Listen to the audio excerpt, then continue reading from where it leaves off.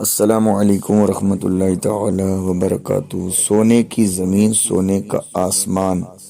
سیر بیاباں کے دوران حضرت ذو-النون مصری رضی اللہ تعالی عنہ کو گھاس پر لیٹے ہوئے ایک شخص ملے۔ سلام و جواب کے بعد انہوں نے پوچھا، کہاں کے باشندے ہو؟ مصر کا۔ کہاں جا رہے ہو؟ اللہ تعالی کے ساتھ انس تلاش کر رہا ہوں۔ دنیا و آخرت کو ترک کر دو، اس وقت طلب صادق ہوگی اور محبت مولا کی منزل پا جاؤ گے۔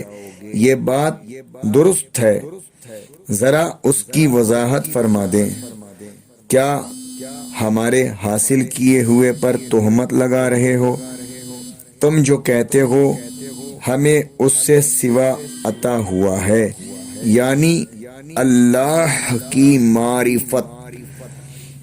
میں آپ پر تہمت نہیں باندھتا، بلکہ اس بات کا خواہش مند ہوں کہ اس نورانی کلام کو مزید منور فرمائیں۔ فرماتے ہیں، اے ذو-النون، اوپر دیکھو۔ حضرت ذو-النون مصری نے اپنی نظر کو آسمان کی طرف اٹھایا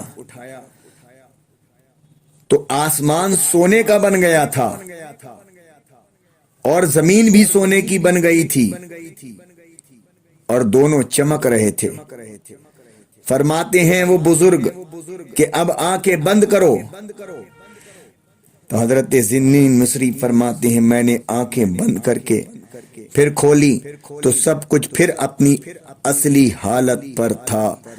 پھر میں نے دریافت کیا اس کی جانب راستہ کس طرح سے ملے گا، یعنی کہ یہ مقام کیسے حاصل ہوگا؟ تو فرماتے ہیں، اگر تو اللہ کا بندہ ہے تو اس کے لیے سب سے الگ ہو جا۔ وما علینا الا البلاغ۔ السلام علیکم ورحمۃ اللہ تعالی وبرکاتہ۔